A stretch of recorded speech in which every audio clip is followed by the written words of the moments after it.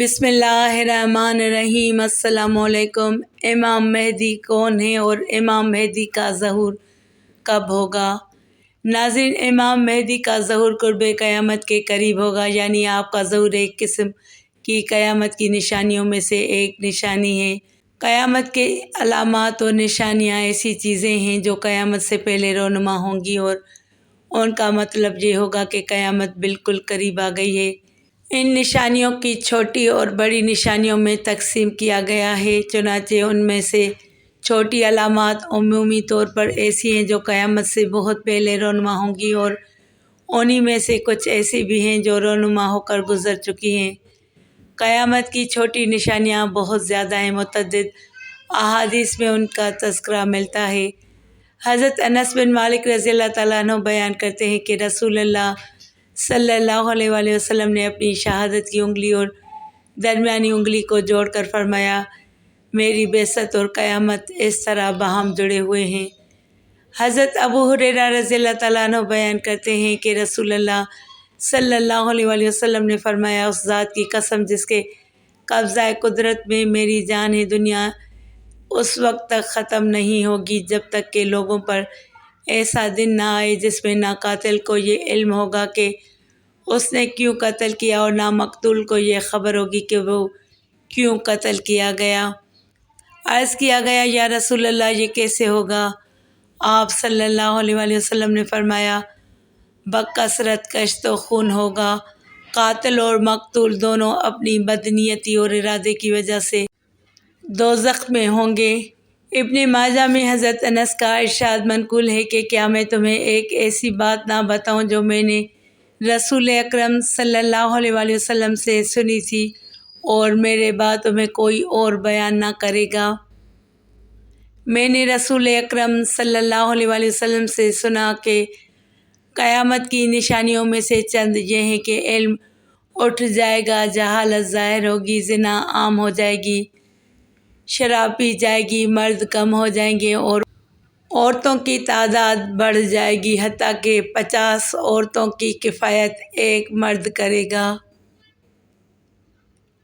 حضرت ابو ہریرہ رضی اللہ تعالیٰ عنہ روایت کرتے ہیں کہ رسول اللہ صلی اللہ علیہ وآلہ وسلم نے فرمایا، جب محصولات کو، ذاتی دولت، امانت کو غنیمت اور زکوٰۃ کو تاوان سمجھا جانے لگے گا، غیر دینی کاموں کے لیے علم حاصل کیا جائے گا، مرد اپنی بیوی کی فرما برداری کرے گا اور اپنی ماں کی نافرمانی، اپنے دوست کو قریب کرے گا اور باپ کو دور، مسجدوں میں آواز بلند ہونے لگیں گی، قبیلے کا بدکار شخص ان کا سردار بن بیٹھے گا اور ذلیل آدمی قوم کا لیڈر یعنی حکمران بن جائے گا، اور آدمی کی عزت محض اس کے شر سے بچنے کے لیے کی جائے گی۔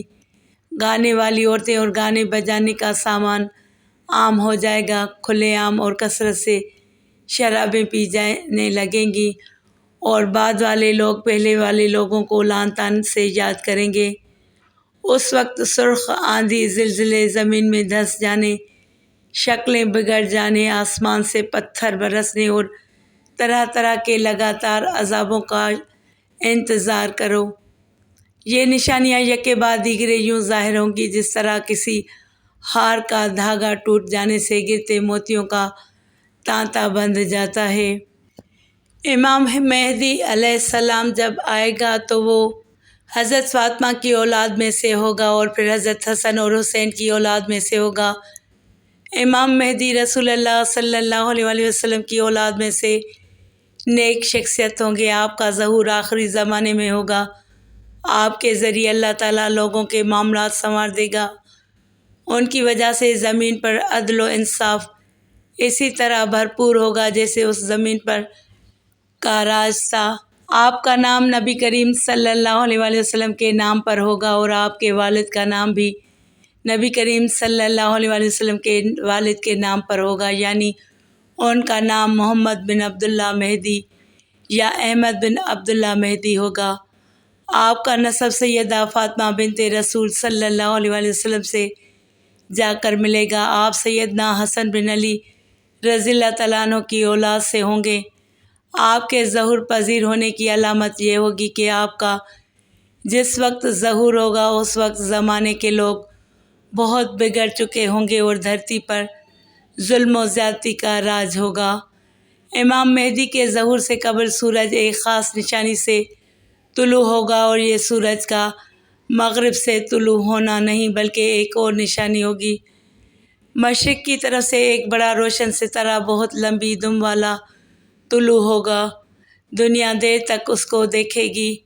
امام مہدی علیہ السلام کی آمد سے قبل رمضان المبارک کی پہلی تاریخ کو سورج گرہن ہوگا، اور ایک ہی رمضان میں 2 بار چاند گرہن ہوں گے، اور یہ واقعہ اس سے قبل کبھی نہیں ہوا ہوگا۔ جس سال حج کے موقع پر سیدنا امام مہدی علیہ السلام کا ظہور ہوگا اس سال حج پر مینا کے میدان میں بہت بڑی جنگ ہوگی۔ قبائل کے درمیان مقاتلہ سے بہت زیادہ خون خرابہ اور تباہی ہوگی۔ اس کے بعد لوگ اپنی پناہ گاہ ڈھونڈیں گے کہ کسی کے دامن میں پناہ مل جائے، پس وہ پناہ گاہ حضرت امام مہدی علیہ السلام کو بنایا گیا ہے۔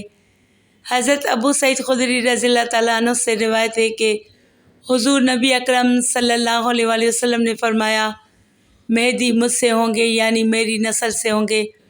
ان کا چہرہ خوب نورانی، چمکدار اور ناک ستواں اور بلند ہوگی۔ زمین کو عدل و انصاف سے بھر دیں گے جس طرح پہلے وہ ظلم و جور سے بھری ہوگی۔ مطلب یہ ہے کہ مہدی کی خلافت سے پہلے دنیا میں ظلم و زیادتی کی حکمرانی ہوگی اور عدل و انصاف کا نام و نشان تک نہ ہوگا۔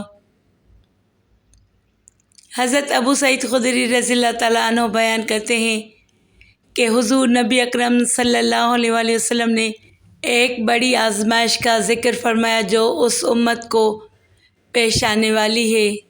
ایک زمانے میں اتنا شدید ظلم ہوگا کہ کہیں پناہ کی جگہ نہ ملے گی۔ اس وقت اللہ تعالیٰ میری اولاد میں ایک شخص کو پیدا فرمائے گا جو زمین کو عدل و انصاف سے پھر ویسا ہی بھر دے گا جیسا وہ پہلے ظلم و جور سے بھر چکی ہوگی۔ زمین و آسمان کے رہنے والے سب ان سے راضی ہوں گے۔ آسمان اپنی تمام بارش موسلا دھار برسائے گا اور زمین اپنی سب پیداوار نکال کر رکھ دے گی، یہاں تک کہ زندہ لوگوں کو تمنا ہوگی کہ ان سے پہلے جو لوگ تنگی اور ظلم کی حالت میں گزر گئے ہیں کاش وہ بھی اس سما کو دیکھتے، اسی برکت کے حال پر وہ 7 یا 8 یا 9 سال تک زندہ رہیں گے۔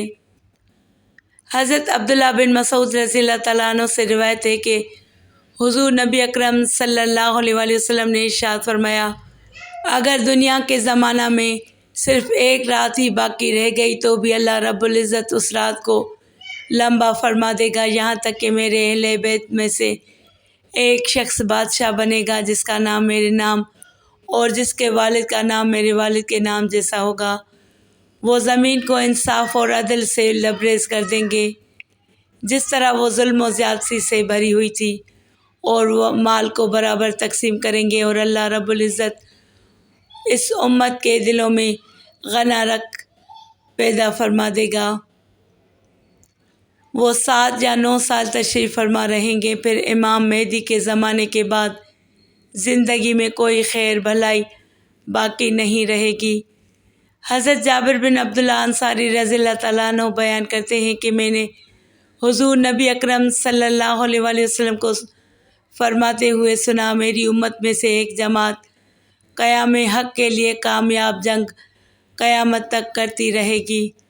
حضرت جابر رضی اللہ تعالیٰ عنہ کہتے ہیں ان مبارک کلمات کے بعد آپ صلی اللہ علیہ وآلہ وسلم نے فرمایا، آخر میں حضرت عیسیٰ ابن مریم علیہ السلام آسمان سے اتریں گے تو مسلمانوں کا امیر امام مہدی ان سے عرض کرے گا، تشریف لائیے، ہمیں نماز پڑھائیے۔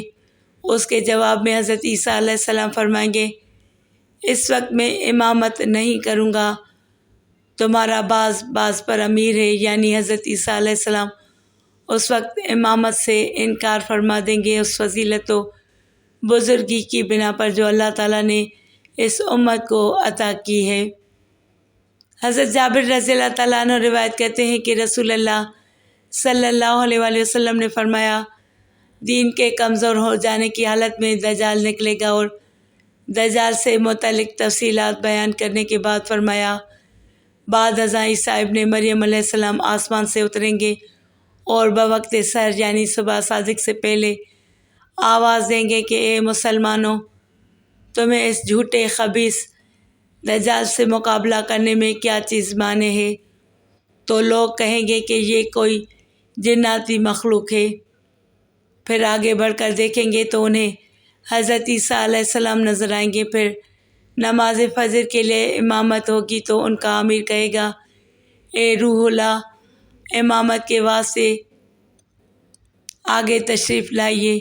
حضرت عیسیٰ فرمائیں گے، تمہارا امام ہی تمہیں نماز پڑھائے، اور اس وقت یہ امام سیدنا مہدی علیہ السلام ہوں گے۔ جب لوگ نماز سے فارغ ہو جائیں گے تو حضرت عیسیٰ علیہ السلام کی قیادت میں دجال سے مقابلے کے لیے نکلیں گے۔ دجال جب حضرت عیسیٰ علیہ السلام کو دیکھے گا تو خوف کے مارے نمک کے پگھلنے کی طرح پگھلنے لگے گا۔ امام مہدی کی اطاعت واجب ہے۔ حضرت ثوبان رضی اللہ تعالیٰ عنہ سے مروی ہے کہ رسول اللہ صلی اللہ علیہ وآلہ وسلم نے ارشاد فرمایا، جب تم خراسان کی طرف سے سیاہ پرچموں کا قافلہ آتے ہوئے دیکھو تو اس میں ضرور شامل ہو جانا، اگرچہ برف پر گھسٹ کر آنا پڑے، کیونکہ اس میں اللہ تعالیٰ کے خلیفہ مہدی ہوں گے۔ حضرت شاعر بن حوصب رضی اللہ تعالیٰ عنہ سے روایت ہے، وہ بیان کرتے ہیں کہ حضور نبی اکرم صلی اللہ علیہ وآلہ وسلم نے ارشاد فرمایا، محرم کے مہینے میں آواز دینے والا آسمان سے آواز دے گا، خبردار، آگاہ ہو جاؤ، بے شک فلاں بندہ اللہ رب العزت کا چنا ہوا یعنی منتخب کردہ شخص ہے، پس تم ان کی بات سنو اور ان کی اطاعت کرو۔ حضرت جابر بن عبداللہ رضی اللہ تعالیٰ عنہ سے روایت ہے کہ حضور نبی اکرم صلی اللہ علیہ وآلہ وسلم نے فرمایا، جس شخص نے دجال کے آنے کا انکار کیا یقیناً اس نے کفر کا ارتکاب کیا، جس نے امام مہدی علیہ السلام کے تشریف لانے کا انکار کیا یقیناً اس نے بھی کفر کیا۔